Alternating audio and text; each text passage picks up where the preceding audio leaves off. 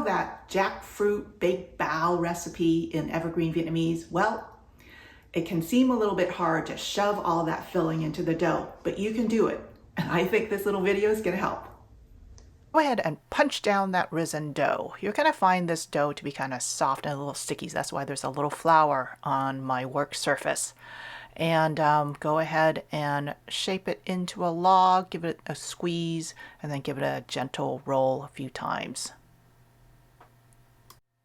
Let's cut up the dough and then shape it into wrappers. And I don't go from end to end. I cut half and half and half so that I can get relatively, equal pieces. I'm looking for 8 pieces. This is pretty soft dough and it's a little sticky. So a small amount of flour on your work surface helps a lot. Also on your hands.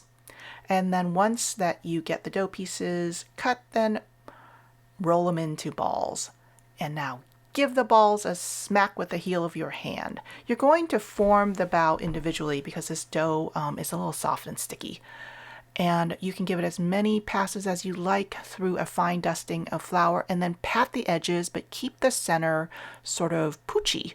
That belly is going to allow you to have an equal distribution of dough once that you fill and shape the bao.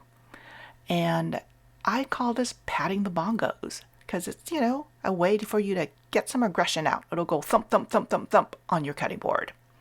And then if you don't get the shape that you want, like this is kind of lopsided, I pull on the edges, see, to just kind of cheat. And it's fine. Now we're going to fill the wrapper, and the filling of char siu pulled jackfruit is soft so that it's pretty easy to contain. Make sure that you have a 3/4 inch or so perimeter that is nice and clean because that will help the dough seal. Same thing as with the steam bao, working from the edges starting at 1 to 2 o'clock using your thumb and index fingers to form pleats and pass them from one side to the other. And then once that you have things under control more or less and you can't fit that thumb in there, take it out.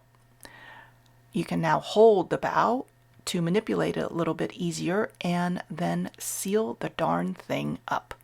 Twist, twist, twist that soft dough closed. Turn it over because baked bao bakes a lot easier without busting if the pleats are upside down. Put it on your baking sheet, make some more, let them rise and bake them all off. So welcome Jackie the jackfruit baked bao into your life. And it's nice and soft and pillowy and absolutely tasty looking.